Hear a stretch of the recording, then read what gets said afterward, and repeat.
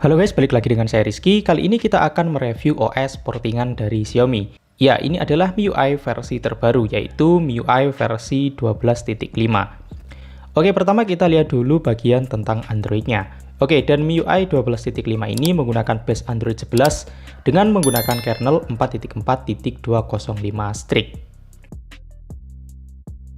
Oke, untuk display interface-nya di bagian quick setting masih sama dengan MIUI 12 versi sebelumnya. Kita swipe di bagian kanan untuk mengakses quick setting dan swipe di bagian kiri untuk mengakses bar notifikasi. Kemudian untuk recent app sendiri di sini kita dapat mengakses beberapa shortcut ya. Di sini ada bersihkan, kemudian pindai keamanan, pembersihan lanjutan dan juga ada kelola aplikasi. Di bagian atas juga tersedia jendela mengambang. Kemudian untuk volume bar di MIUI 12.5 ini ada pembaruan guys, yaitu kalau kita klik lanjutan di sini dia akan tampil full screen seperti ini. Ya, saya bisa bilang ini mirip dengan punyanya iOS aja sih. Di bagian quick access home screen layoutnya juga berbeda guys, dan menurut saya ini tampilannya makin bagus aja ya. Oke, sekarang kita lihat untuk fitur yang dimiliki oleh MIUI 12.5 ini. Pertama di sini ada Xiaomi Park. Di dalamnya terdapat beberapa tool yang biasanya kita temukan di ZenPark. Di sini terdapat thermal, kemudian spektrum, layar, dan gestur. Ada juga getaran dan juga center. Di sini kita bisa mengaturnya guys. Selanjutnya di sini terdapat wallpaper dan personalisasi. Di sini kita dapat mengatur wallpaper, kemudian always on display, jam pada lock screen, dan juga icon. Di bawah kita dapat mengatur ringtone, kemudian notifikasi, alarm, efek, dan juga huruf. Nah, di sini kita juga dapat mengatur super wallpaper. Di sini terdapat beberapa super wallpaper. Kalau kita masih kurang, kita juga bisa mendownloadnya guys. Di sini terdapat banyak pilihan juga. Selanjutnya di bagian always on display dan jam. Nah, di sini kita bisa mengatur always on display dan juga gaya always on display yang cukup banyak sih di sini. Kita dapat memilih aja mau yang seperti apa guys.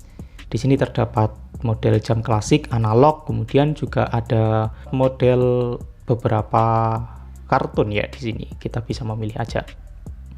Kemudian di bagian display di sini terdapat beberapa settingan basic.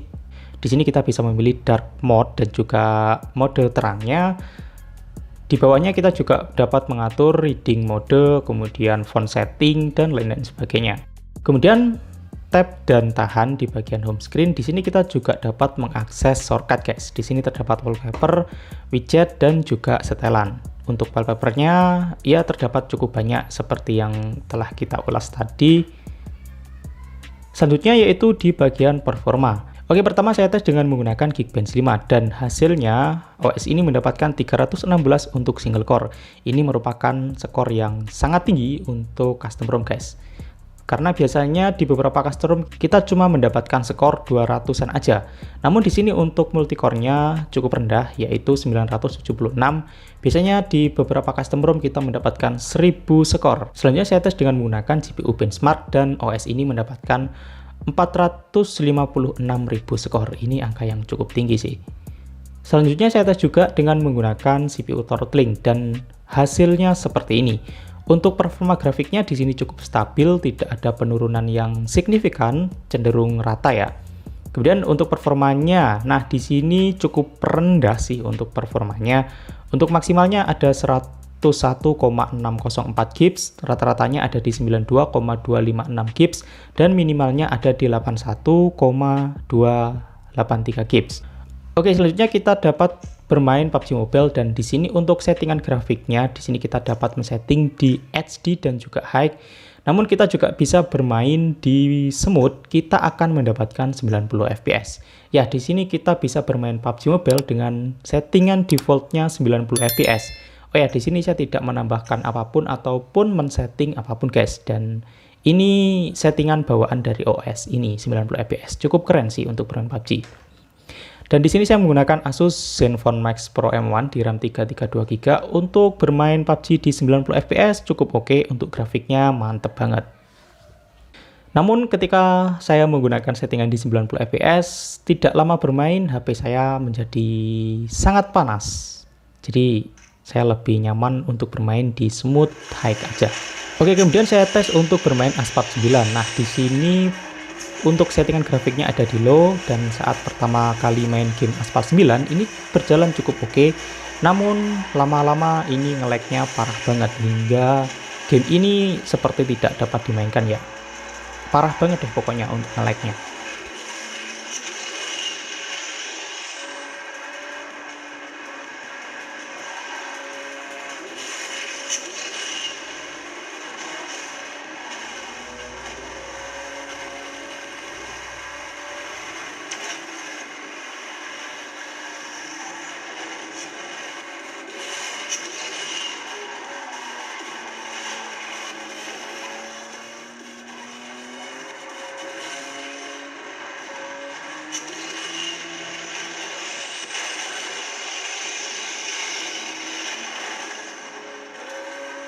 Oke, selanjutnya untuk performa baterai. Di sini kita lihat dulu ya untuk historinya. Pertama untuk pengecasan dari 16% hingga 84% ini membutuhkan waktu 1 jam 58 menit.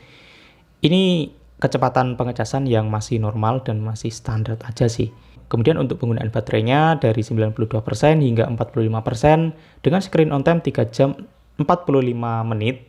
Untuk baterainya berkurang 47%. Dan ini performa yang cukup baik, untuk baterainya cukup awet guys. Next untuk performa speaker sendiri cukup bagus, untuk bassnya dapat dan powernya juga cukup kenceng.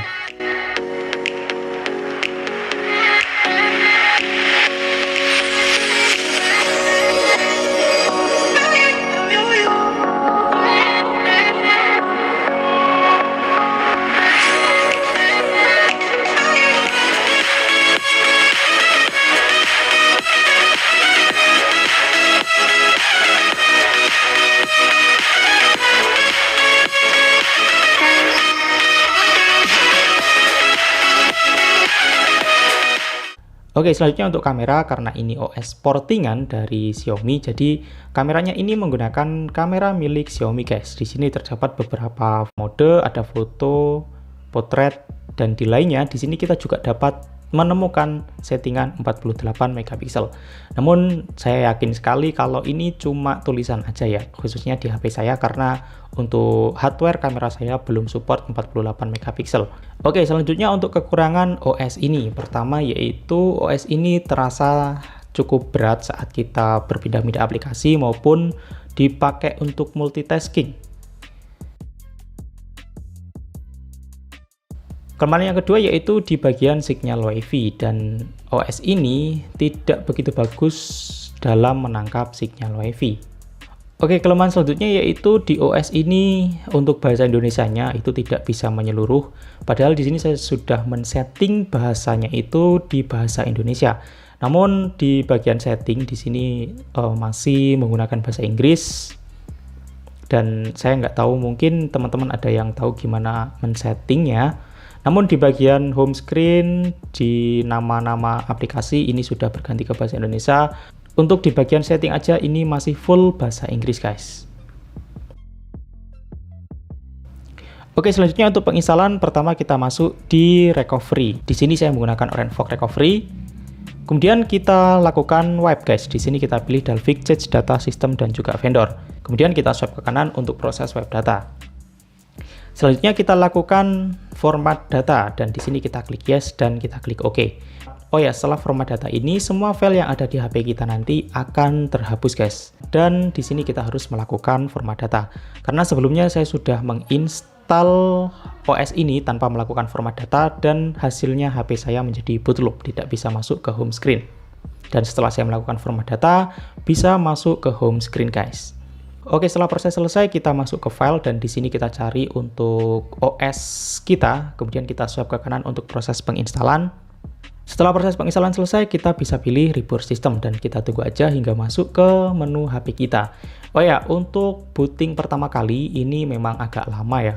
Di HP saya ini memakan waktu kurang lebih 5 menit hingga 10 menitan. Jadi kalian tunggu aja hingga prosesnya selesai. Oke, dan itu tadi review dan juga cara penginstalan MIUI 12.5.